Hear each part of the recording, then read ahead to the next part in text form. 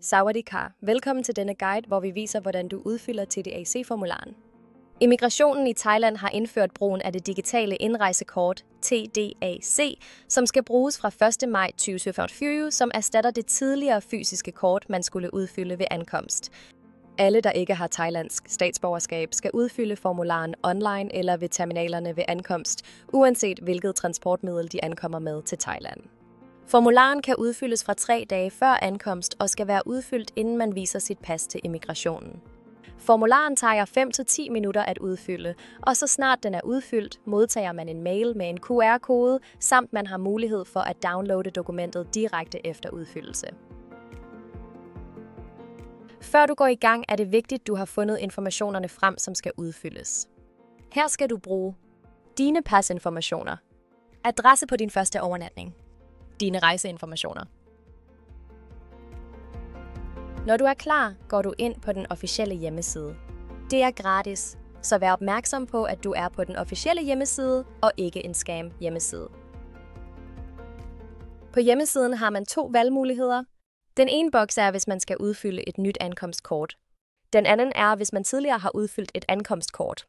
Vi vælger den første boks. Der skal man indtaste sine informationer. Hvis man er på sin mobil, har man mulighed for at tage et billede af sit pas, som indlæser oplysningerne. Er man på en computer, udfylder man det her manuelt.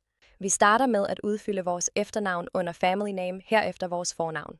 Hvis man har et mellemnavn, så kan man vælge at udfylde dette, eller så springer man dette felt over. I passport number udfyldes ens pasnummer. Nationalitet, der skriver vi Danish for dansk. Vi kommer så til boksen, hvor vi skal skrive vores fødselsdato. Her skal vi skrive det omvendt, så først fødselsår, måned, dato. Efterfølgende skal man indtaste sin stilling, om man er pensionist, studerende eller det, som passer på en selv.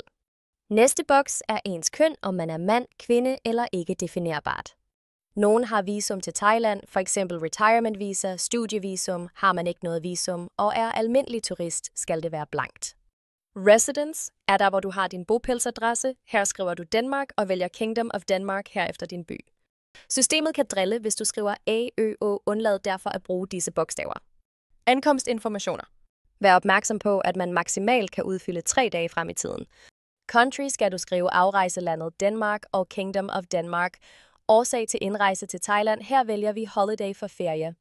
Vi ankommer med fly, kommercielt fly, indtaster vores flynummer, som står på vores flybillet, indtaster sine returinformationer eller lader feltet stå tomt.